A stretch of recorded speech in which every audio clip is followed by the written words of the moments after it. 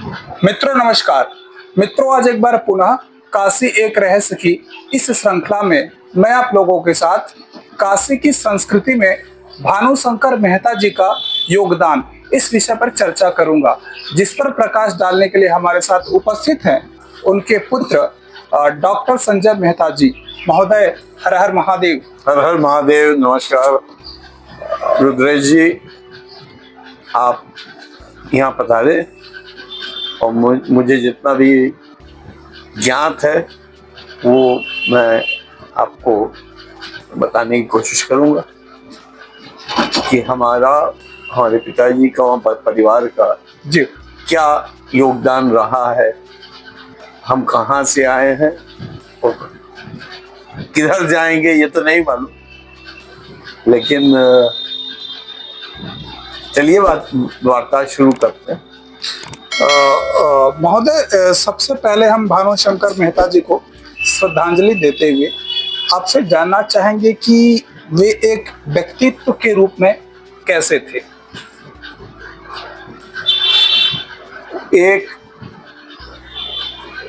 उनके व्यक्तित्व के बारे में बड़ी एक आसान सी बात बताएंगे जी कि बहुत एक आसान व्यक्ति थे, सीधे साधे व्यक्ति थे और कर्मनिष्ठ थे।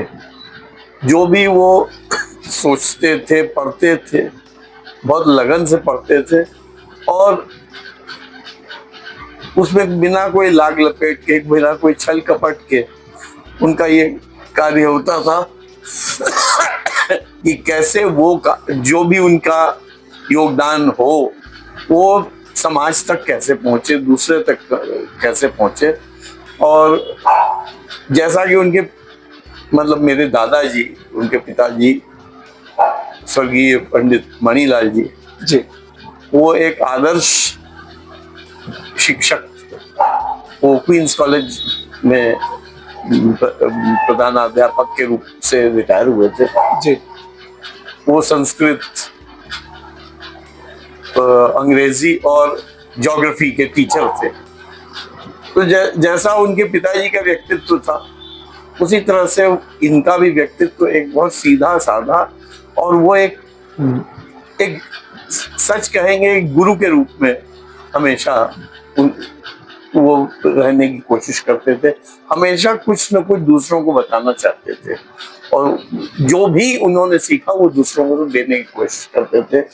वो मेडिकल फील्ड हो जी, वो साइंस की फील्ड हो या सामाजिक या सांस्कृतिक चीजों में, जो अच्छे से अच्छा कर सकते थे वो दूसरों को देने की कोशिश में हमेशा लगे रहते थे।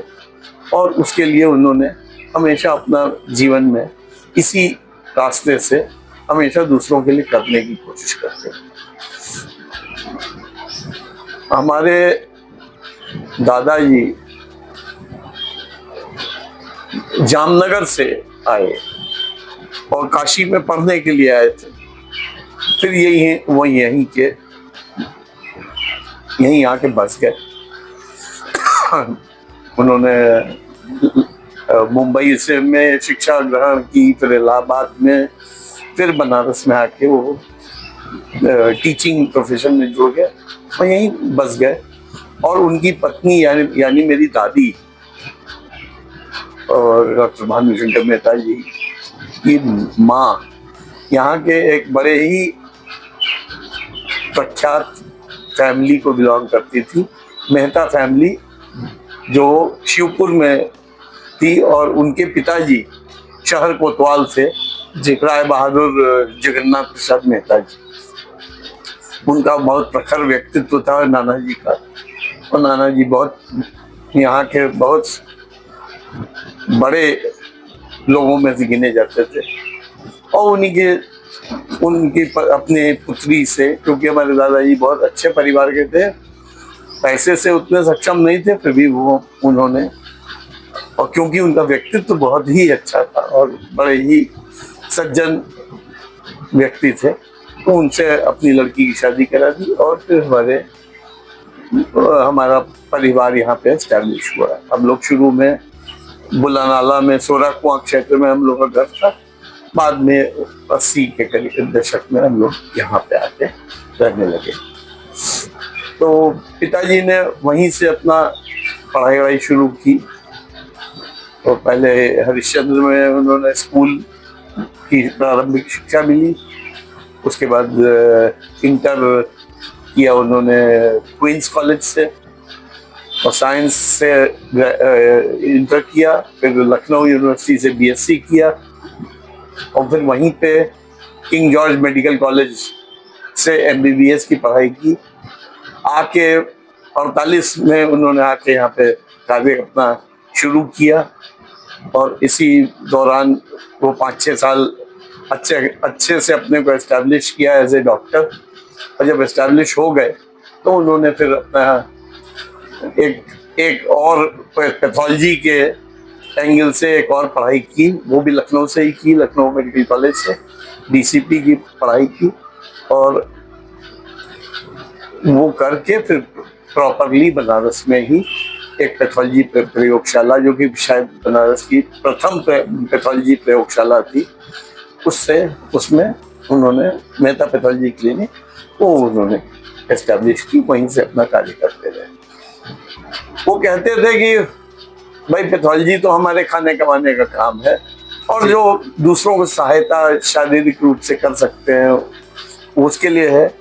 असली उनकी दिमागी कमाई जो थी वो पढ़ाई लिखाई थी, और सांस्कृतिक क्षेत्र में जो भी काम कर सकते थे उसमें वो लग के करते रहते थे, चाहे वो नाटक का क्षेत्र हो या संगीत के अनाउंसमेंट्स का क्षेत्र हो या लेखन का कार्य हो, साहित्य हो। तो वो सब उस दौरान वो करते रहे, और उसमें आगे से आगे बढ़ते रहे। और इस दौरान में उनकी न जाने कितने भारत और विदेश के भी प्रख्यात लोगों से उनकी हमेशा मुलाकात होती रही, और बहुत ही विनम्र रूप से वो सबके एक सहज मित्रवत हो के उन्होंने हमेशा दूसरों को सिखाया और कुछ सीखते गए। हमेशा वो कहते थे कि हम तो हमेशा एक छात्र रूप से अपने को, अब हमेशा ये सोचता हूँ कि मैं एक छात्र हूँ। तो इस तरह से उन्होंने विभिन्न क्षेत्रों में हमेशा कुछ ना कुछ पाते गए, और वो पाया और उसको दिया, ये दोनों चीज एक साथ करते थे। तो ये उनके इनिशियल फेजेस में ये उनका व्यक्तित्व इस तरह से था। और इसके साथ चूंकि वो मेडिकल के पैथोलॉजिस्ट थे, तो पूरे घर परिवार, इष्ट मित्र, बंधु बांधव, दूर के जाने अनजाने कोई भी लोग हो, सबकी मदद करना उनका हमेशा से ये धर्म था। एक धर्म, जो असली वर्ड धर्म का मतलब जो होता है, कोई दिखाते थे, हमेशा दूसरों की मदद करते थे, और पैसे को उन्होंने कभी मुंह नहीं देखा। कहते थे पैसा तो आ जाएगा, उसके लिए न गलत कार्य करो न कुछ वो करो, अपने आप पैसा आ जाएगा, खाना पीना मिलता रहेगा, अच्छे आदमी बनो, पैसा आ जाएगा। इसी विचारधारा पे हमेशा उनका जीवन चलता गया, और बड़ा सुखमय जीवन वो था। हमारी माताजी ने उनके साथ, उनके एक बहुत बड़ी बात हम कहेंगे कि हमारी माताजी जो थी उनकी पूरी तरह से शक्ति थी, वो शक्ति स्वरूपा थी, वो पर्दे के पीछे से सारी शक्ति उनको देती रही, और हमेशा उनके हर काम में उनका अधिक से अधिक साथ दिया। जो उनसे जो काम वो थोड़ा करते थे तो उसके पूरक रूप में माताजी कार्य करती थी। तो वो दोनों जन के एक ही गाड़ी के दो पहियों की तरह से दोनों ने मिलकर अपनी बड़ी सुंदर जीवन। महोदय, अगला प्रश्न मेरा आपसे रहेगा कि आपने अपने पिता को बचपन से किस रूप में देखा? एक संस्कृति कर्मी, एक मार्गदर्शक, या एक विचारक के रूप में? देखो, मैंने जैसे बताया आपको, एक बड़ी इंपॉर्टेंट बात मैंने आपसे कही थी कि उनका व्यक्तित्व जैसा था, जी। सरल व्यक्तित्व था, सरल पिता थे, कभी क्रोध नहीं करते थे, हमेशा वो रास्ता दिखा देते थे उस पे, लेकिन जाने के लिए हमको स्वयं जाना पड़ता था। और अनुशासन, उसको कोई फोर्स नहीं करते थे, जब जबरदस्ती नहीं करते थे, वो स्वाभाविक रूप से अपने बच्चों में कि पढ़ना है, इसके लिए कभी आज तक मुझे नहीं याद है कि उन्होंने कहा होगा बेटा बैठ के पढ़ो। वो खुद पढ़ते रहते तो हमको ही पढ़ना पड़ता था। वो देखा देखी, रात को किताब खोल के बैठे हुए हैं, वो किताब खोल के बैठे हैं तो हमको ये लगता था कि चलो किताब पढ़ रहा है तो हमको भी पढ़ना चाहिए। तो ये एक बड़ा ही सहज रूप से उन्होंने एक ये मार्गदर्शन उन्होंने या एक मार्ग बना दिया। तो हमेशा अच्छे, जो भी अच्छे कर्म हो वो करते थे, देखा देखी हम लोग सीखते थे। अब उनको जैसे नाटक में शुरू से बचपन से ही शौक था। बचपन में पारिवारिक नाटक वाटक लोग करते हैं, घर मोहल्ले वाले, उस तरह करने लगे। फिर लखनऊ मेडिकल कॉलेज में गए, वहां पे उन्होंने नाटक वाटक कुछ लिखे, कुछ किए। उसके बाद काशी आए, काशी में भी उन्होंने एक 1950 में एक ड्रामा हुआ था भारतेंदु, तो भारतेंदु जी की जीवनी पे वो नाटक लिखा और बनारस के सब वरिष्ठ समाज के लोगों के साथ वो नाटक किया, जिसकी बहुत प्रशंसा हुई। और उसके बाद वो धीरे मतलब उसी रास्ते से फिर वो नागरी नाटक मंडली से जुड़ते चले गए और अच्छे से अच्छा कार्य करने की कोशिश करते हैं। जब हम लोग बड़े हो रहे तो देखते थे कि वो शाम को रिहर्सल्स के लिए जा रहे हैं या मंडली जा रहे हैं किसी कार्य से, तो अगर हम लोग खाली रहते थे, स्कूल का कोई काम नहीं रहता था, छुट्टियां रहती थी, तो साथ साथ हम लोग भी चले जाते जी। वो भी हमारी शिक्षा का पार्ट था। वो मेरा जो नाटक में इंटरेस्ट हुआ तो वो छोटेपन से हुआ। 4 साल 5 साल की उम्र में जी मुझे स्टेज पे पहली बार उतरने का मौका मिल गया और हमेशा देखा कि कैसे डेवलप होता है। जैसे नाटक की ही बात करें, नाटक एक किताब से लेके मंच तक जो आता है, उसकी जो प्रक्रिया है वो स्वाभाविक रूप से हम समझते गए। वो जैसे लोगों को समझाते थे, वहां डायरेक्शन जब करते थे, निर्देशन करते थे, या कभी नाटक में स्वयं भाग भी लेते थे, तो वो हम लोग बैठे कीन ऑब्जर्वर की तरह देखते थे कि अच्छा ऐसे किया, ऐसे किया। और इसी के बीच में वो कुछ काम बता देते थे, सुनो तुम फलाना काम कर लो, तो अच्छा लगता था। पिताजी ने कहा था ये काम, या इस तरह से कुछ भी हो कि ये पर्दा लगाना है, चलो लग जाओ जी। तो जो भी कार्य उन्होंने करवाया या हमको सिखाया, वो एक स्वाभाविक रूप से जीवन में एक रास्ते दिखाई देगा। और ये के मात्र इसमें नहीं, सांस्कृतिक रूप में नहीं, जो सेवा धर्म था मेडिकल, बचपन से ही नींव पड़ गई। तो किसी की तबीयत खराब हुई तो साथ चले गए, वहां पे जाके जो हेल्प, वो तो अपना कार्य कर रहे हैं, यहाँ पे लगे हाथ कुछ कर, तो जरा पानी इनके ले आओ, मरीज के लिए जरा सा पानी ले आओ, तो भाई दौड़ के गए, पानी का इंतजाम कर दिया। या फलानी जाओ जरा, ये इनको दवा चाहिए तो ये दवा ले आओ, या कुछ इस तरह से कोई भी कार्य। तो उसमें एक जो सबसे बड़ी बात होती है, दूसरे के लिए आप कार्य करते हैं तो एक आनंद की प्राप्ति होती है। ये आनंद की अनुभूति जो है, ये अपने आप होती है। तो वो रास्ता भी ये अच्छा, वो खून निकालेंगे, जांच करेंगे, तो वो देखते थे कि हाँ ऐसे होता है, ये होता है, तो अच्छा लगता था। और जब ये लगता था कि हाँ ये मरीज खराब था, पिताजी ने सेवा की या उसका जांच की, किया वो किया, तो उसका अच्छा हुआ, तो एक अंदर से उत्साह आता था कि हाँ ये रास्ता अच्छा है, उसके साथ ये, अब जैसे शाम के, देखिए सुबह तो हम लोग स्कूल चले जाते थे, दिन में जब तक लौटे तब तक पिताजी अपना क्लिनिक विनिक चले गए या फिर अपने अपने कार्य में लग गए, तो शाम का भोजन जो है साथ साथ हो जाता था। अब शाम के भोजन के समय दुनिया भर के हम लोग प्रश्न लेके बैठे रहते थे और उनसे पूछते थे, अच्छा ये तो वो साइंस का हो, आर्ट्स का हो, नाटक का हो, संगीत का हो, तो दुनिया भर की वो घंटे भर का खाना होता था। घंटा डेढ़ घंटा बैठ के खाना खा रहे हैं धीरे धीरे धीरे, और गरम गरम खाना आ रहा है, खाए चले जा रहे हैं और गप होती चली जा रही है। उससे एक स्वाभाविक रूप से हमें एक शिक्षा मिलती गई, और इसी तरह से उनका जुड़ाव जो था वो साहित्य के साथ बहुत ज्यादा था।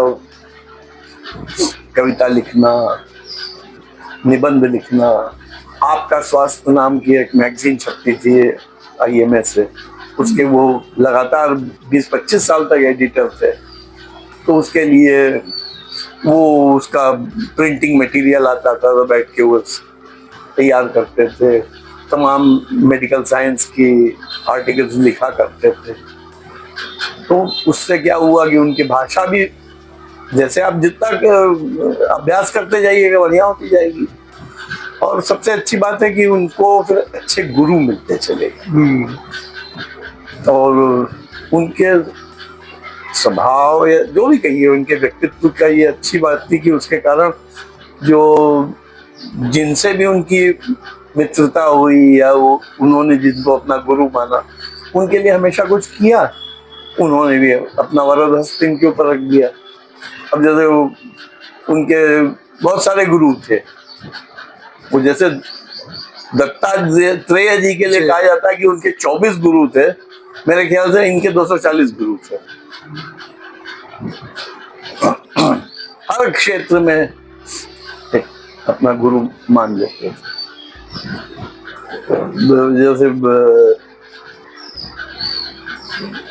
जैसे लेखन के कार्य में ही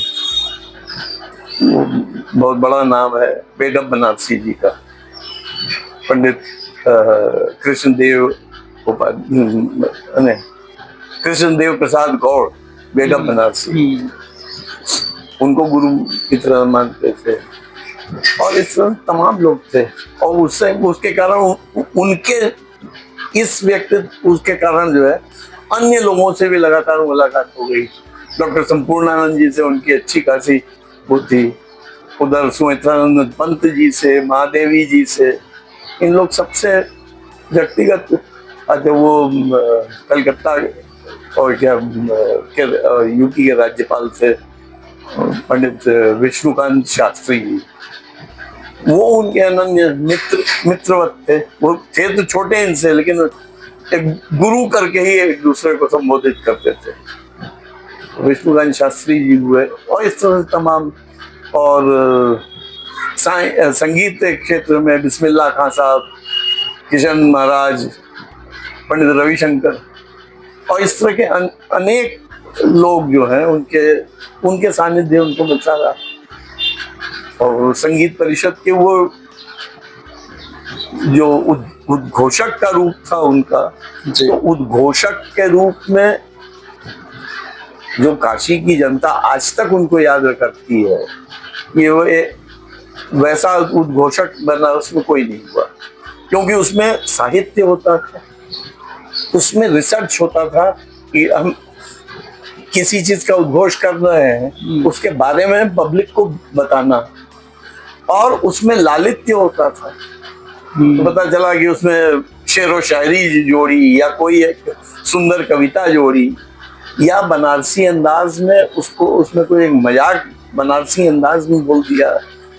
बाहर गुरु मटर चूड़ा बन के तैयार है, जब तक लोग अपना साज ट्यून कर रहे हैं तब तक भिड़ा ही है। अब पब्लिक इतने से ही खुश हो जाती थी। तो ये अब वो, अच्छा इसके भी उनका देखिए गुरु, ये कहाँ से अंदाज मिला, थोड़ा सा हास्य का पुट, थोड़ा साहित्य है, कुछ दर्शन है, अब इसमें वो बेडा बनारसी जी इनके गुरु थे, जो कि पहले वो अनाउंसमेंट किया करते थे। तो वो जो बेडब जी तो मतलब शायद बना इंडिया के वैसा हाथ से कहे के लेखक कोई था नहीं। तो बेडब जी के ने उनको हमेशा सिखाया, उंगली पकड़ के सिखाया। तो इनकी आवाज का मजा था। बेडब जी ने अपना बुद्धि डाल दी कि देखो ये इस रास्ते में चलो, इन्होंने उसको और उठा दिया, ऊंचा कर दिया। तो इस तरह से ये उस लाइन में मतलब अमीन सयानी कहा जाता था, बनारस के अमीन सयानी। तो लोगों ने कहा कि अमीन सयानी भूल जाएंगे लोग, क्योंकि जिस ढंग से वो घोषणा करते थे। तो बड़ी मेहनत करते थे। मुझको अभी भी याद है कि संगीत परिषद की जब 5 दिन की कॉन्फ्रेंस होती थी, वो क्लिनिक से 3-4-5 बजे लौट के आते थे, तो 3 घंटा पढ़ाई करते थे। अपना सब तैयारी करते थे कि आज इनके बारे में बोलना है, रविशंकर जी के बारे में बोलना है, तो उनके बारे में सब डिटेल्स निकालते थे, लिखते थे। उनकी डायरियां रहती थी उसमें से, और फिर कौन सा शेर बोलना होगा, कैसे क्या करना होगा। और ये और रात भर फिर पता चला अनाउंसमेंट में लगे रहे, और वहाँ रात को 3 बजे लौटे, 2-4 घंटे की नींद की, सुबह 9 बजे फिर क्लिनिक चले, और फिर मतलब पूरी मेहनत होती थी। ये नहीं कि खड़े हुए और बोल दिया, ऐसा नहीं। इसमें वजन होना चाहिए। तो एक वो इसी तरह से उन्होंने जो भी कार्य किया उसमें अपनी पूरे पैशन जोड़ दिया, पूरा पैशन जोड़ा। यही मेडिकल में किया, यही कविता लिखनी है तो उसमें दर्शन की बात करनी है तो दर्शन भी पूछा, पता लगाया।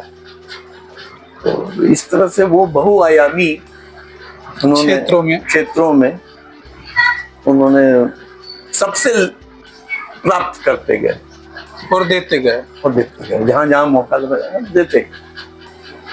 एक गुरु की तरह से जिंदगी अपनी, एक साधक संत की तरह से ये निकालते। तो अगला प्रश्न मेरा आपसे रहेगा कि भानुशंकर मेहता जी का काशी की सांस्कृतिक धारा में क्या प्रमुख योगदान रहा है? सांस्कृतिक धारा में विभिन्न क्षेत्रों में, जो जैसे कि मैंने बता ही रहे थे, विभिन्न क्षेत्रों में उनका कार्य जो हुआ, तो हर आयाम को उन्होंने अपने, जैसे कहा कि पूरी निष्ठा के साथ और पूरी मेहनत के साथ वो जिस क्षेत्र में कार्य करते थे तो उसमें जुड़ जाते थे जी। आप कोई भी क्षेत्र की जिसमें उन्होंने कार्य किया, जैसे नाटक, तो अच्छे से अच्छा नाटक करने की कोशिश की। अब नाटक के क्षेत्र की यहाँ बात करें तो जैसे कि फूहड़ता नाटक में नहीं होनी चाहिए ये, और जो भी नाट्य कृति जिसका मंचन किया जाए बहुत अच्छे लेवल की होनी चाहिए। तो बनारस में जो नाट्य क्षेत्र में जो आगे बढ़ता गया, बनारस का नाट्य क्षेत्र, उसमें उनका बहुत बड़ा इस तरह से योगदान हुआ कि उन्होंने स्तरीय नाटकों का मंचन करवाने की कोशिश की और पूरी खूबसूरती के साथ उसको करने की कोशिश की। जिससे क्या हुआ कि ये काशी का जो नाट्य जगत है ये, और ये इंडिया का जो नाट्य क्षेत्र है, उसमें हर जगह पे बनारस के नाटकों की एक पहुंच होने लगी, और उसमें इनका नाम जो है दिल्ली, बम्बई, कलकत्ता, तीनों ही जगह पे अच्छा खासा, इलाहाबाद, लखनऊ, सब जगह पे वो हमेशा पहुंचते गए। तो एक तरह से कहिए कि बनारस का झंडा लेके वो हर जगह पहुंचते रहे। लखनऊ में इनके मित्र लोग हुआ करते थे, इलाहाबाद में मित्र है, मुंबई, दिल्ली और कलकत्ता में तो बहुत लोग थे, और जो कि नाटक के क्षेत्र के बहुत अच्छे लोग थे। तो एक जगह बनाई बनारस की, एक जगह, एक आदमी लेके जाता है झंडा और गाड़ता है। तो ये एक कार्य इन्होंने किया। इसी तरह से म्यूजिक के क्षेत्र में जैसे कि आपको बताया, जितने भी बड़े बड़े कलाकार थे सबसे उनकी पर्सनल जान पहचान थी, तो वहां पे भी बनारस में काफी अच्छा नाम हुआ। इसके अलावा देखिए, बनारस में साहित्य के क्षेत्र में कई बार बड़े इम्पोर्टेंट कार्य करवाए, जैसे कि कुछ अखबार के संपादक मंडल में ही हमेशा शामिल थे जी। एक आपको अखबार का नाम बताया, नाम आपको पढ़ा नहीं सुना होगा, बनारस अखबार हुआ करता था। नाम सुना पढ़ा तो नहीं। बनारस अखबार छपता था, उसके जो मुख्य संपादक थे वो राजकुमार जी थे, राजकुमार खत्री। वो कांग्रेस के नेता भी थे, कई बार वो खड़े भी हुए थे एमएलए होने के लिए, तो उसमें उन्होंने उनके साथ उनका घर के हमारे बिल्कुल बगल में था जी। तो वहां पे वो रोज उनकी बैठकी होती थी और बनारस के ऊपर अच्छी खबरें। आज अखबार उठा के देखिए तो उसमें 80-90% केवल मारकाट और अपराध की के समाचार ही रहते हैं। आपने देखा होगा, आप अभी अखबार उठा लीजिए और काटते जाइए, मेरे ख्याल से पूरा अखबार जो है केवल अपराध से कट जाएगा जी। वो उस क्षेत्र में उन्होंने बनारस अखबार, और उसके बाद एक उनके मित्र थे जगदीश अरोड़ा जी, तो जगदीश अरोड़ा जी और ये इन लोगों ने उन्होंने एक अखबार निकाला था चौराहा, वो भी वही बुलानाला से निकल रहा था। उनकी दुकान थी कन्हैया अलंकार मंदिर जो हुआ करता है ना बुलानाला पे, उसके ठीक सामने उनकी दुकान थी, वहां पे उनका वो चौराहा अखबार निकलता था। तो बनारस के लिए क्या क्या जरूरत है, बनारस की कैसे सफाई है और विभिन्न क्षेत्र में कैसे बनारस की वो हो, इसके ऊपर बहुत बार आर्टिकल्स इन लोगों ने सबने मिलकर लिखे कि बनारस की कैसे हम और उन्नति करवा सकें। बनारस में सफाई, जल प्रदूषण, वायु प्रदूषण। अच्छा, आईएमएम के साथ, आईएमएम में इंडियन मेडिकल एसोसिएशन में बड़े पदाधिकारी थे, बनारस में तो सबसे सीनियर ये वो थे जो बहुत ज्यादा इन्होंने काम किया बनारस के लिए। वहाँ पे जितनी भी सर्विसेज आईएमएम में हैं सब हमारे पिताजी का ग्रुप जो था उन लोग ने किया। डॉक्टर कौशलपति तिवारी जी पिताजी और 4-5 लोग हुआ करते थे, डॉक्टर भोलानाथ जी, लोग मिलके करते थे। तो आईएमए में जो जितनी सर्विसेज हैं, ये vaccination, ambulance, oxygen bank, blood bank और जितनी सेवाएं हैं, ये अब तो आईएमए में काफी पैसा वैसा आ गया है, उस जमाने में पैसा नहीं था। इन लोगों ने किस किस तरीके से अपनी मेहनत से आईएमए को इतना ऊपर उठाया कि ये सारी सर्विसेज इन लोग के द्वारा शुरू की हुई थी। अच्छा, एक मैगजीन जो कि पब्लिक हेल्थ के लिए थी और उसमें जो लेख हुआ करते थे जनसाधारण के लिए थे, उसका नाम हमने आपको बताया आपका स्वास्थ्य। उसमें जनरल पब्लिक के लिए छोटी छोटी बातों के सुंदर अच्छे अच्छे लेख लिखे रहते थे। जैसे गर्मी का दिन आ गए हैं, लू से बचाव के लिए क्या किया जाए। एक तो ये होता है कि बड़ा वो कि भैया पानी पी लो, ये कर लो, नमक खाओ, ये सिर को ढक लो, इतनी बात होती है। लेकिन इसी को एक बड़े इंटरेस्टिंग वे में अगर प्रेजेंट किया जाए तो पब्लिक खुश होती है पढ़ने में और उसके बाद ग्राह्य हो जाती है। तो ये उसको इस तरह से प्रेजेंट करते थे, तो वो उस जमाने में आपका स्वास्थ्य बड़ी पॉपुलर मैगजीन हो गई। तो ह्रास हो गया, पॉलिटिक्स होती है हर चीज में, होता गया। लेकिन ये सारी चीजें आईएमए के लेवल पे भी की और अखबारों के थ्रू भी। जैसे अच्छा, आज अखबार के साथ बहुत जुड़ा होता, गांधी के साथ जुड़ा होता, और भी एक इंग्लिश पेपर्स में जो होता था, तो रेगुलरली उन लोगों से कांटेक्ट बना रहता था। तो एक पत्रकारिता का एक आयाम वो भी था कि पत्रकारिता के थ्रू भी उन्होंने काफी काम किया। अब जैसे बाढ़ आई आपको नहीं मालूम है, 67 में बड़ी बाढ़ आई थी, 48 में बड़ी बाढ़ आई थी। 48 की बहुत बड़ी बाढ़ थी, उससे थोड़े से कम पे 67 में हुई, और फिर 78 की बाढ़ सबसे ऊपर थी। तो इन सब में नाव ले लेके जाना, काम करना, उस समय यंग थे, और खाना पहुंचवाना, क्या करना, बाढ़ का मैनेजमेंट, उसको डीएम सीएमओ इन लोगों को, सीनियर आदमी थे तो जो भी मेडिकल एडवाइस कर सकते थे वो करते रहते थे। तो ये इस क्षेत्र में बहुत कम करने को मौका मिला। फिर एक क्षेत्र था ठलुआ क्लब, और ठलुआ क्लब अभी है, चल रहा है, लेकिन बस वो ऐसे गिरते थे। एक जमाना था जबकि विश्वनाथ मुखर्जी और हमारे पिताजी और बेडम बनारसी और सीताराम चतुर्वेदी जी, और इस तरह से बनारस के बड़े ही प्रख्यात लोग, भैया जी बनारसी, बेधड़क जी, इन लोगों ने वो ठलुआ क्लब चलाया था। और हंसते हंसाते इतनी गंभीर बातों पे उसमें चर्चा होती थी और अभिनंदन होते थे। तो वो अभिनंदनों का एक पुस्तक बना दी है, सारे अभिनंदनों। वो स्वयं में एक बड़ी इंटरेस्टिंग पूरी होती है।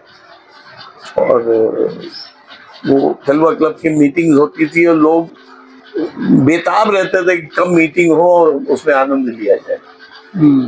और वो छोटी मीटिंग होती थी, कभी डिनर विनर का झमेला नहीं होता था, चाय पानी हो जाता था, समोसा आ गया, चाय हो गई, बिस्किट हो गई, बस इतने पे हो जाती थी मीटिंग।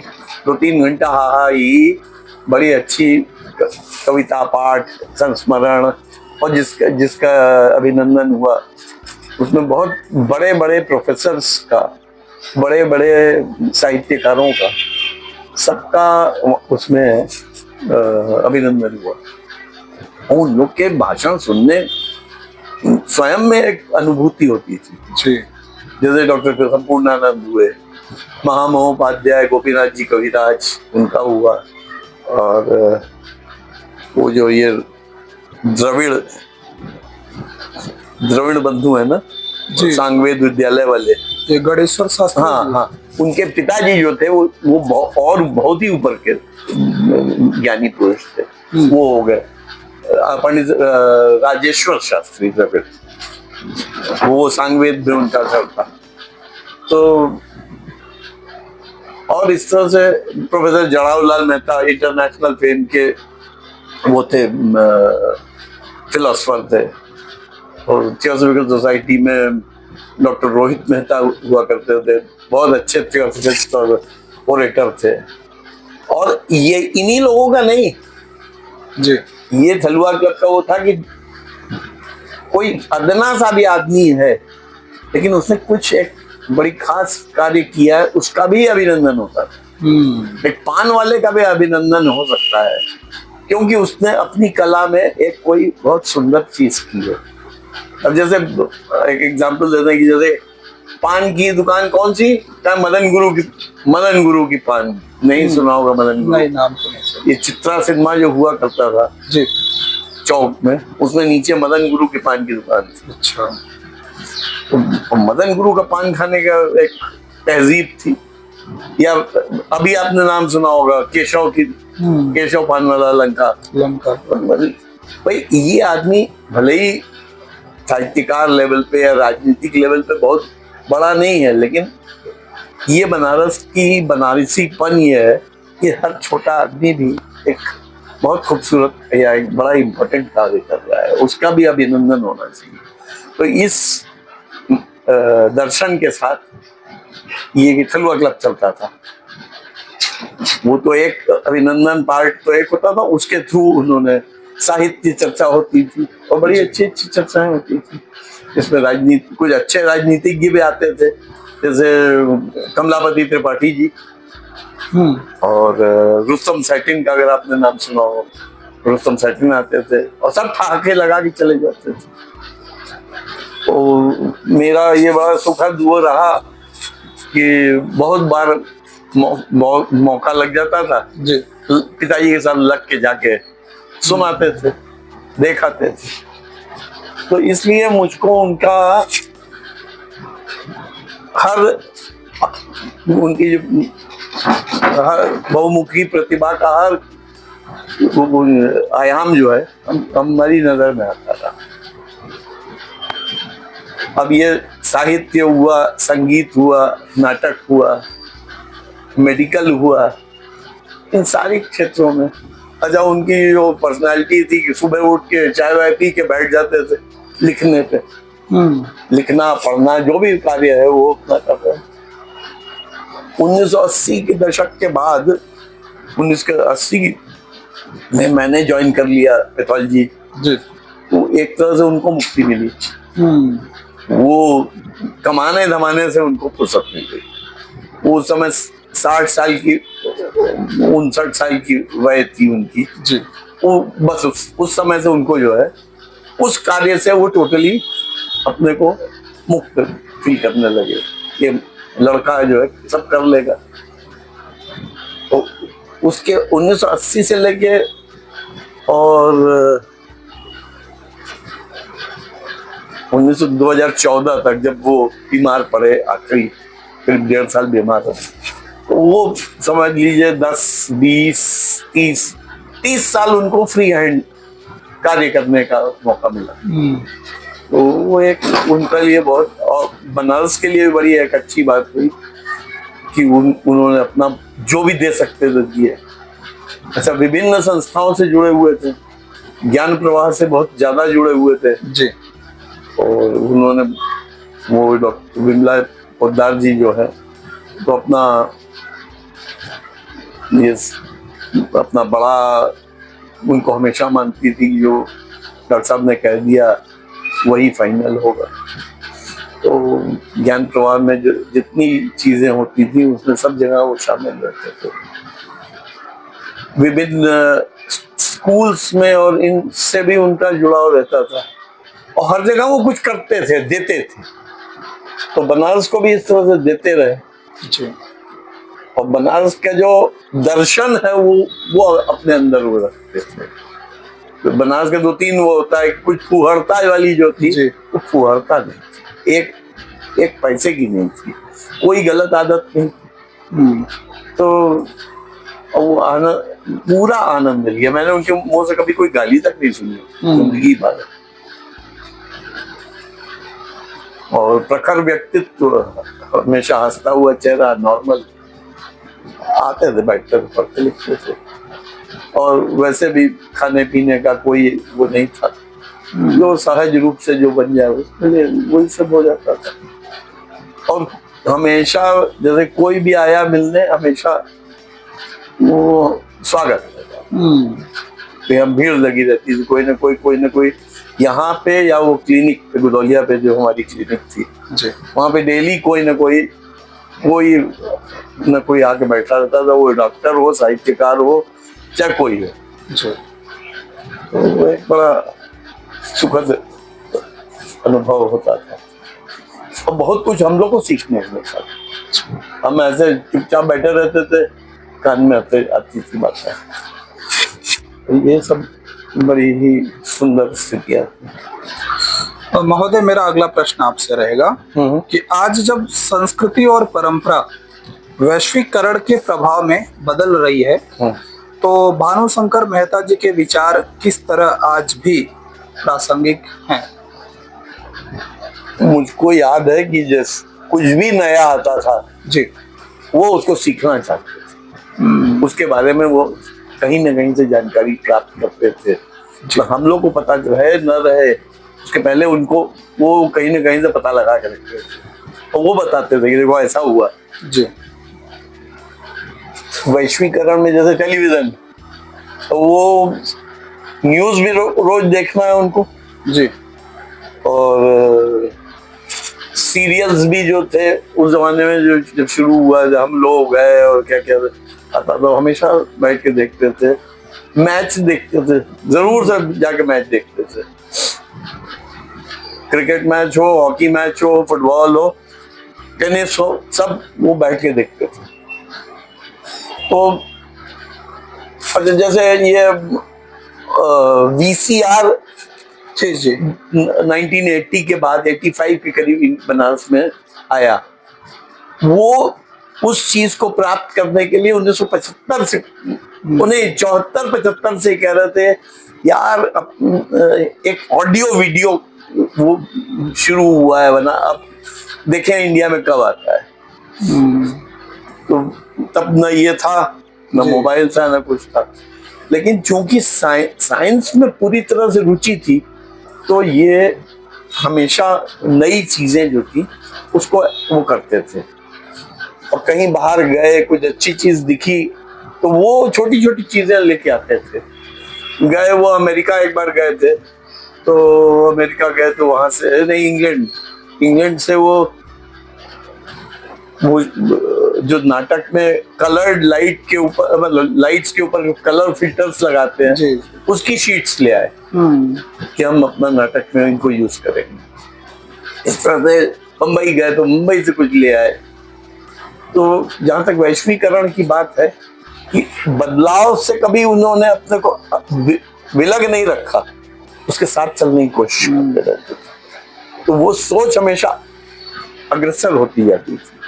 ये वो जिसको कहते हैं बुर्जुआ सोच नहीं थी कि हम, तो इसी तरह से परिवर्तन के साथ आगे बढ़ना उनका एक सोच थी। तो हमेशा उस तरह से बढ़ते गए।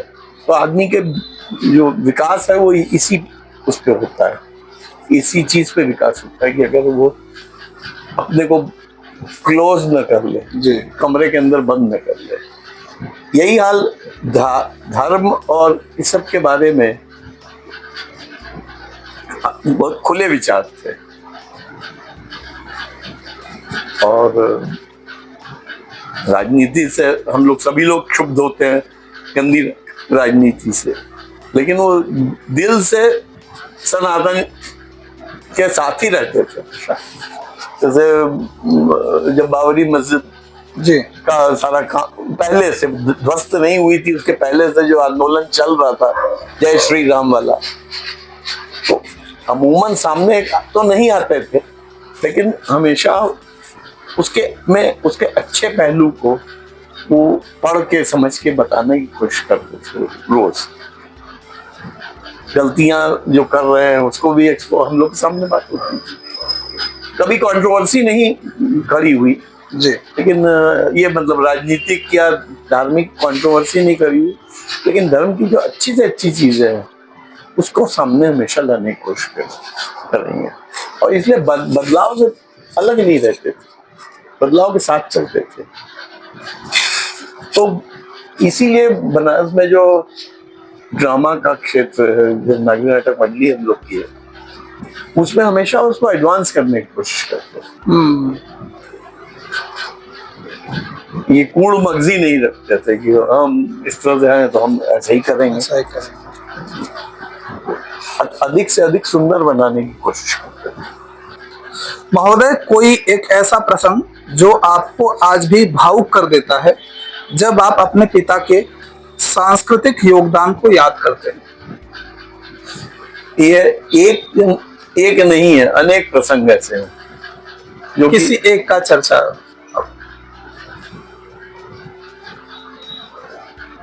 वैसे तो उनके लिए जितना बोला जाए कम पड़ जाएगा। वही हम सोच रहे हैं कि किस प्रसंग को किया जाए जो दिल के ज्यादा करीब हो, जो ज्यादा भावुक कर देता हो। उनके लिए तो समय कम पड़ जाएगा। अब वही चक्कर है कि कौन सा प्रसंग इसको किया जाए। तो उनका एक अपने गुरु के प्रति उनका जो बहुत ज्यादा वो था जी, मैंने उनको कभी रोते नहीं देखा। एक बार देखा, वो वेदव बनारसी जी गुरु तुल्य थे उनका बीएचयू में भर्ती थे, उनकी किडनी फेल हो गई थी। वो उसके बाद उनका देहांत हुआ। आए घर, जब लौट के आए जी, तो हम लोग सब 12-13 साल के होंगे सब। वो एक कमरा में हम लोग बैठे हुए थे, एकदम गुमसुम बैठे हुए थे। अच्छा, उस दिन रेडियो पे, बनारस रेडियो से उनकी अंतिम यात्रा या उनके ऊपर एक कोई प्रोग्राम छोटा सा बनारस रेडियो पे उनके संस्मरणों के साथ आ रहा था।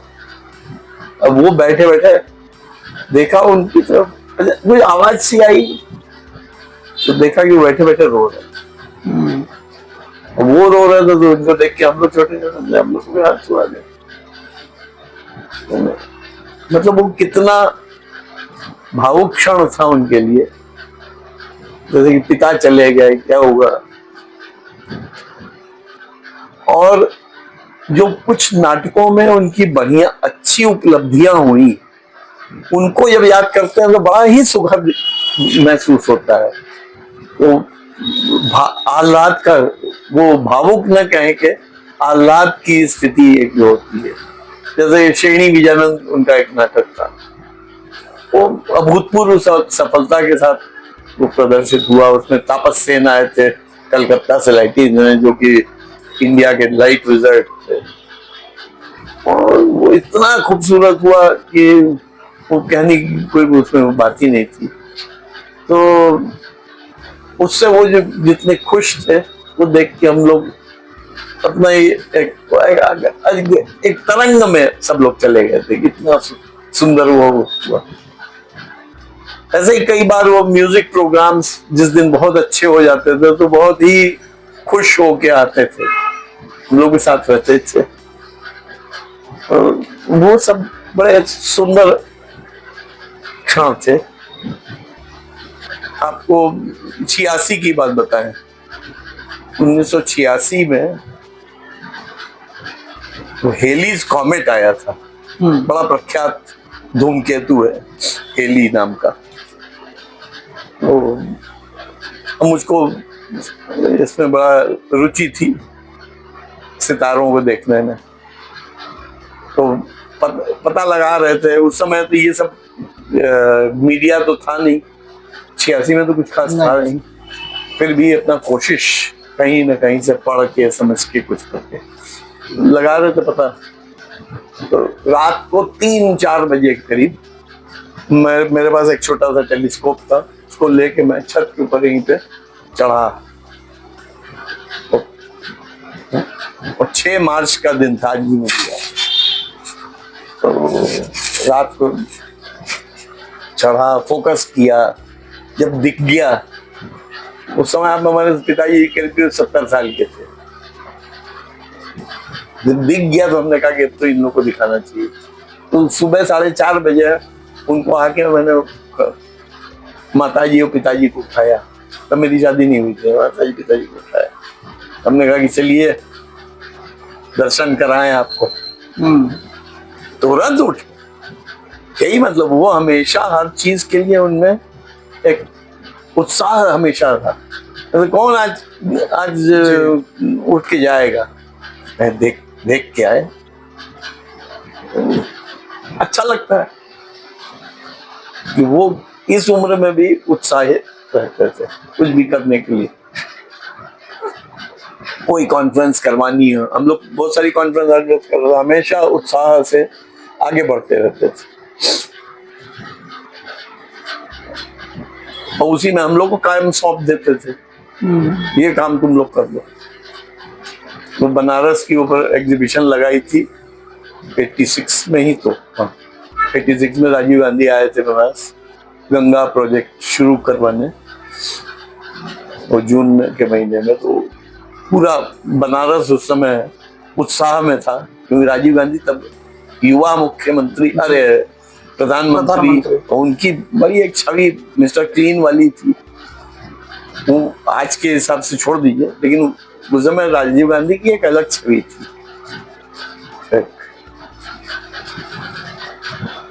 तो उनको जिम्मा मिला था बनारस की एग्जीबिशन लगाने का, तो हम लोग को उन्होंने जिम्मा दिया।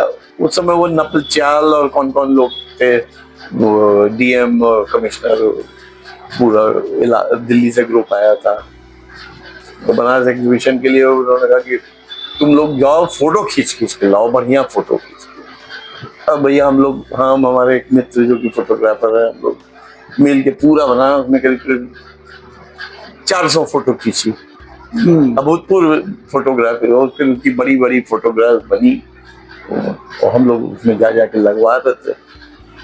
तो मतलब हमेशा ये किसी को छोटा नहीं समझते थे, उनसे भी उतना ही मजाक करते थे, हमारे दोस्तों से भी उतना ही मजाक और प्रेम रखते थे,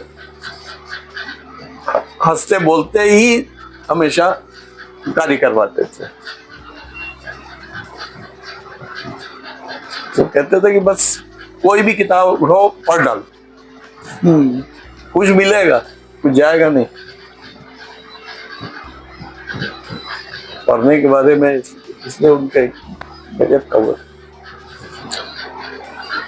महोदय, अगला प्रश्न मेरा आपसे रहेगा कि अगर भानुशंकर मेहता जी हमारे बीच होते तो काशी की संस्कृति को लेकर उनकी सबसे बड़ी चिंता और सबसे बड़ी आशा क्या होती? ये मैं अपनी तरह से जवाब दूंगा लगता है जी। उनके दिमाग के थ्रू मैं अपने दिमाग को लगाऊंगा जी। जैसी उनकी सोच थी, उस चीजों को सोचते हुए उन्होंने बहुत सारे प्रोजेक्ट्स उनके दिमाग में चलते रहते थे। जैसे कि काशी में तरह तरह के म्यूजियम्स बन सकते हैं, तो उन्होंने पूरी लिस्ट बना के रखी थी कि मिठाई का म्यूजियम, साड़ियों का, जो बनारसी साड़ी है उसके विभिन्न प्रकार जो होते हैं उनका एक म्यूजियम तैयार हो सकता है, और तरह तरह की होती हैं, पैठनी और क्या क्या होती है। और उसके सिलसिले में जैसे उन्होंने सब साड़ी वालों से बात भी करते रहते थे कि यार एक बैठ के बनवाया जाए। खिलौने जो लकड़ी के बनते हैं, उड़ते हुए हनुमान जी और गरुड़ पे बैठे विष्णु भगवान, और इस तरह के सुरसा वाला वो आपने देखे होंगे लकड़ी के, बहुत छोटे छोटे चिड़िया रहती है, तो ये लकड़ी के खिलौने का म्यूजियम हो गया। फिर यहाँ के मंदिरों के बारे में एक वो म्यूजियम बने, तो एक बनारस के ऊपर विभिन्न म्यूजियम्स की उनके पर एक परिकल्पना थी कि उसके ऊपर एक कार्य किया। तो अच्छा, इस बनारस के दो आयाम हमने नहीं चर्चा की। एक तो रामलीला, रामलीला उनके अंदर बसी हुई थी, तो एक रामलीला म्यूजियम, विभिन्न रामलीलाओं का म्यूजियम, और उसके डिफरेंट एस्पेक्ट्स के लिए क्या कर सकते हैं उसकी सारी एक रूपरेखा भी कुछ बना के सब लिखित रखा हुआ है। फिर उनके बनारस के ऊपर, ये तो रामलीला की बात हुई, बना काशी की रामलीला, काशी की रामलीला के से अलग बनारस की जो ऐतिहासिक और सांस्कृतिक और माइथोलॉजिकल और रिलीजियस सैंक्टिटी रही है, उसके ऊपर उनके जैसे गुरु थे पंडित कुबेरनाथ जी सुकुल। पंडित कुबेरनाथ जी सुकुल बहुत बड़े विद्वान थे, उन्होंने काशी के ऊपर बहुत ही बड़ा उनका एकदम साइंटिफिक वर्क था। तो उनके साथ वो एक तरह से गुरु ही थे जी। तो बनारस के ऊपर कैसे बनारस को हम कौन थे, क्या हो गए और क्या होंगे अभी, तो ये कि बनारस के घाटों की कैसे बचाया जाए, और इन सब चीजों पे, या और कैसे सौंदर्यीकरण कैसे हो, गंदगी कम कैसे हो, सफाई बढ़ कैसे जाए, ये सब चीजें उनके दिमाग में चलती थी। कि उड़न खटोला जो आज हम लोग राह देख रहे हैं जी जी, रोपवे की, वो दिमाग में था उनके कि रोपवे बनाई जा सकती है। ये रोपवे नहीं था उनके दिमाग में, वो कहीं वो उस पार से जाने का, कुछ राजघाट से लेके और 80 तक हवा में जाए, उधर से गंगा जी के ऊपर से, वो खैर अपनी बात है। तो जहां तक ये बनारस का जो डेवलपमेंट हो रहा है, अब ये मैं अपनी ओर से सोच रहा हूँ, लोग इस समय बहुत गाली दे रहे हैं, आप देख ही रहे होंगे कि ये तोड़ दिया, वो तोड़ दिया, हमारी गलियां गायब हो गई, ये हो गया, कुछ नहीं गायब हुआ है, कुछ गायब नहीं हुआ है। इसका फल आपको 15 साल बाद मिलेगा। ये पूरा जब ढांचा खड़ा हो जाएगा ना जी। आज जो इतने पर्यटक और खासकर सांस्कृतिक या ये धार्मिक पर्यटक जो लोग आ रहे हैं बनारस में, अगर काशी विश्वनाथ का यह स्वरूप आज जो खड़ा हुआ है ये ना होता और जो पुराना था, तो पर्यटकों की संख्या वो झेल नहीं पाता। कैसे कैसे लोग वहां पे जाते, वो छत्ता तले से कैसे निकल के जाते।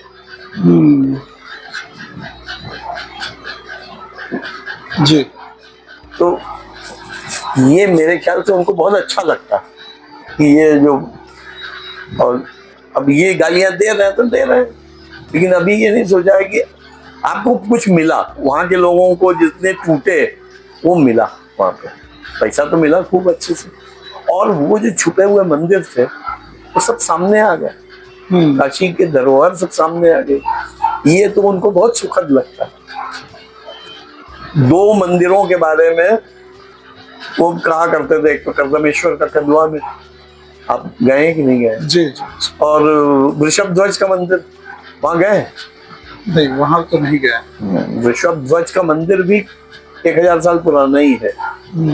तो मारुति नंदन जी से मेरी बात हुई थी, हमने उनको कहा, बोले यार हम गए नहीं और हमको लगता है वो सबसे पुराना मंदिर होगा। वैसे माना जाता है कर्दमेश्वर वो माना जाता है ना, लेकिन हमको ऐसा लगता है क्योंकि वहां पे जो मूर्तियां पड़ी हुई हैं जमीन में, मैं देखिए आर्कियोलॉजी का आदमी नहीं हूँ, लेकिन वो जगह कोई जाता ही नहीं है।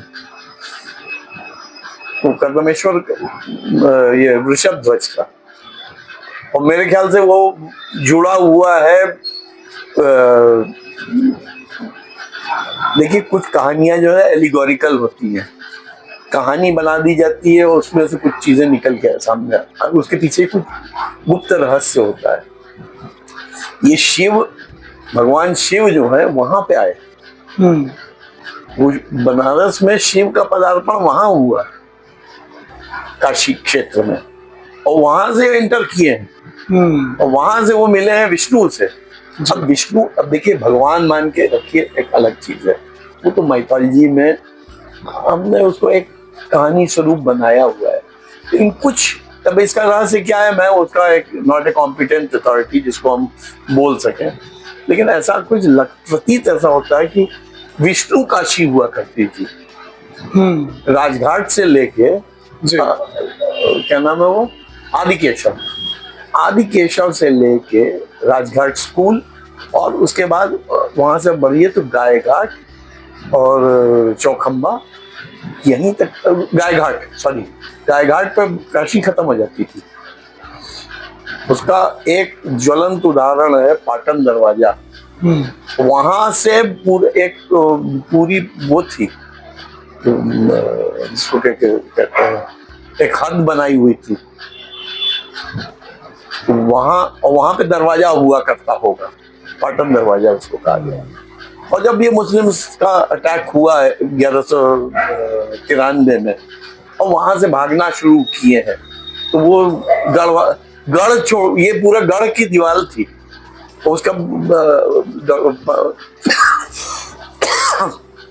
कुबेरनाथ जी ने अपने पुस्तक में उसका मेंशन भी किया, मोती चंद जी ने भी किया है। ये वो एक जिसको कहते हैं क्या, बाउंड्री वॉल थी पूरी, जो कि वो चली जाती थी अलईपुर की तरफ, तो वो उधर तक वो एक वो थी, और सारनाथ इंक्लूड होता था, उधर से आगे जाके सारनाथ भी आ जाता था। तो सारनाथ को इंक्लूड करते हुए बनारस वो वहां था, थोड़ा सा गाजीपुर की तरफ बढ़िए, सैदपुर की तरफ, वो सब एरिया जो था बनारस में आता। शिव, भगवान शिव वहां आए, ये विष्णु का शिव। आप वहां से देखिए राजघाट से लेके और मणिकर्णिका तक 90% मंदिर जो है विष्णु के हैं। शिव के मंदिर बहुत कम, और उसके बाद शिव के मंदिर शुरू हो जाते हैं। उसके बाद आप देखिए केदार जी भी है, तो काशी विश्वनाथ तो है ही है। जो जितने सारे सोमेश्वर है और रामेश्वर है, ये सब वहाँ मानसरोवर नहीं क्या है अरे जहाँ क्या नाम है वहाँ, अरे यह वेधशाला जो है मानसिंह मानसिंह वेधशाला के वहां पे बहुत सारे मंदिर हैं शिव के, उसके आसपास उधर घाट की तरफ बढ़िए तो बहुत सारे मंदिर शिव के, उधर बहुत सारे शिव के, लेकिन उधर क्यों शिव विष्णु काशी था, इधर शिव काशी था। और ये महाश्मशान था जी, ये पूरा श्मशान था, यहाँ और कुछ नहीं था, जंगल था। जंगल के बगल से गंगा जी बहती थी और जंगल में ही एरिया वो कर दिया था जहाँ पे वो शवदाह होता था। उसी में मंदिर था शिव जी का, क्योंकि वो तो श्मशानवासी कहलाते ही थे जी। और वो जंगल में ही रहना पसंद करते थे, तो आनंद में रहते थे। और वो जो अवशेष होते थे कहाँ फेंके जाते थे, जो बॉडी जल गई अवशेष कहाँ फेंके जाते थे, कोई कुंड रहा होगा, आप देखिए नाम सब है वहाँ, उसका नाम है हड़हा सराय के, जो हड्डी का जो टुकड़े बचते हैं वो हड़ कहते हैं ना, वहाँ पे वो था। हाँ सराय, ठीक है। तो सब छुपा हुआ है, खोलने वाला चाहिए। ये सब बातें, तो ये जो सब डेवलपमेंट हो रहा है, उनकी बात जहाँ पे करें, उनको बहुत अच्छा लगता कि बनारस का जो पुराना स्वरूप है उसको बचाते हुए, बचाओगे तो थोड़ा टूटेगा, ऐसा नहीं है, क्योंकि आपने भी बहुत अतिक्रमण कर करके बनाया है। पुराने सब सारे मकान तो पुराने हैं नहीं जी, सारी गलियां पुरानी तो है नहीं, तो ये तो 1100 के बाद की है, 1193 के बाद ये देखिए वहां से गढ़ टूटा, और गढ़ टूटने के बाद उसको कहते हैं गढ़वासी टोला में आए, वहां से उठ के गढ़वासी टोला में आए, बनकटी कहलाती है, वहां पे बन था, बनकटी हनुमान जी हुए। तो ये सारा डेवलपमेंट शहर का डेवलपमेंट कभी एंटी मतलब रिवर के फ्लो के एंटी नहीं होना चाहिए। यहाँ पे पूरा शहर anti flow of Ganga ji हुआ है। गंगा जी यूं बह रही है, शहर यूं डेवलप कर रहा है साउथवर्ड्स। ये एक बड़ी विचित्र, अरे बढ़ना था तो आपको आगे जाना चाहिए, उधर कुछ नहीं है, उधर कुछ नहीं है जी, इधर, और हमेशा इधर बढ़ा है पूरा, जहाँ पे पूरा जंगल सब इधर भागे। अच्छा वो क्या नाम, लखनऊ का जो राजघराना हुआ करता अयोध्या, वहां और ये पटना कौशल, इन दोनों के झगड़े में बनारस बहुत बार हस्तांतरण हुआ है, कभी उनके अंदर आ जाती थी, कभी उनके अंदर आ जाती थी, तो वो बड़ी इंटरेस्टिंग हिस्ट्री है। तो ये सारी बातें होती हैं। तो जहां तक फिर ये बात है कि वो दिमाग में था कि बनारस खूब खूबसूरत हो जाए जी, और सफाई, एक सेमिनार किया था, अच्छा, स्वच्छ काशी संगोष्ठी, ये मेरे ख्याल से 1980 के करीब किया था, वो IMA के ही उस पर किया था, स्वच्छ काशी संगोष्ठी। उसमें विभिन्न लोगों को बुलाया था, मतलब मेडिकल एंगल से तो था ही, उसके बाद इंजीनियर्स, जो शहर के जो इंजीनियर्स होते हैं उसके सारे सीनियर्स को, BHU से प्रोफेसर्स को, कि कैसे किस तरीके से शहर को स्वच्छ किया जाए, जो आज मोदी जी का एक मेजर उन्होंने वो किया है बनारस। अब हमारे जो मित्र लोग आते हैं बनारस घूमने, वो कहते हैं यार साफ हो गया है बहुत। एक अच्छी बात आपको और बताएं, आपने पता नहीं गौर किया कि नहीं किया, हम कोई बायस नहीं बोल रहे हैं, या इसको क्या कहते हैं, हमारा दिमाग में कोई पहले प्रीकंसीव पक्षपात पूर्ण हम नहीं बात कर रहे हैं। आज से 15 साल पहले कोई आया था, तो वो देव दीपावली वाले दिन नौका विहार कर रहे थे, तो जो नाव थी वो घाट के करीब से जा रही थी, बदबू आ रही थी, पानी में से बदबू आ रही थी, अच्छा नहीं लगा था। कोई मणिकर्णिका और दशाश्वमेध, वही जो मेन घाट, उसके पास के पानी में अजब सी बदबू आ रही थी, सड़ते हुए पानी। अब हम जाते हैं, उसके 3-4 साल बाद हम ये अभी 16-17 में फिर जाने का बना, क्योंकि हर बार जाने की तो हिम्मत नहीं पड़ती है। फिर जाने का जो मौका लगा तो जब गए तो देखा वो बदबू गायब। और अब पानी में फिर बीच में कभी नहाया हुआ है तो बड़ा मजा आता था। गंगा जी, अच्छा गंगा जी जाने का भी पिताजी को बहुत शौक था। अच्छा। हाँ, उनको पानी से बहुत प्रेम था। तो जब गर्मी की हम लोग की छुट्टी हो तो उनको शुरू हो जाते थे हम लोग। एक हमारे चचा थे, उनकी नाव थी, उनको कहते थे भाई उनको कहिए नाव निकलवाएं तो फिर हम लोग चलें। तो रोज गंगा दशहरा और निर्जला एकादशी तक 1.5 महीना बढ़िया स्नान हो रोज। सब लोग को तैरने का बड़ा शौक था और उस समय पानी इतना शुद्ध था, तो वो हमारे दिमाग में तो पहले से रखा। तो पूर्वाग्रह नहीं कहेंगे, लेकिन जो भी है बहुत फर्क आया। सफाई तो हुई, ये सब देख के अच्छा तो लगता। हमको एक बात बताइए, वो रोम में जो वेटिकन सिटी है, हम तो नहीं गए हैं लेकिन सुनते हैं कि बड़ा ही खूबसूरत है, बड़े भव्य है। इवन जो मक्का मदीना में जो उनकी जो वो है हज वाली जगह, वो भी बड़ी खूबसूरत उन लोगों ने बना के रखी है, बड़ी सफाई वाली है। हमारे बाबा जो है गंदे में रहे, क्यों? वो साफ कर रहे हैं तो तुमको तकलीफ हो रही है। बाबा खूबसूरत रहे नहीं चाहिए, और सबको वही चाहिए गंदे में पैर रखे। गलतियां हैं, गलतियां होती है। आप एक कदम चलोगे पैर एक तो फिसलने के चांसेस होते हैं, ठीक है, होने दीजिए। तो छोटे में यही है कि मेरे हिसाब से वो खुश होते हैं।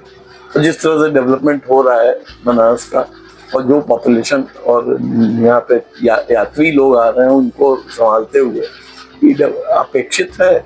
अभी बहुत कुछ उनके सोच की अगर एंगल से लिया जाए तो बहुत सारे म्यूजियम बन सकते हैं, बहुत काम करने को तो बहुत।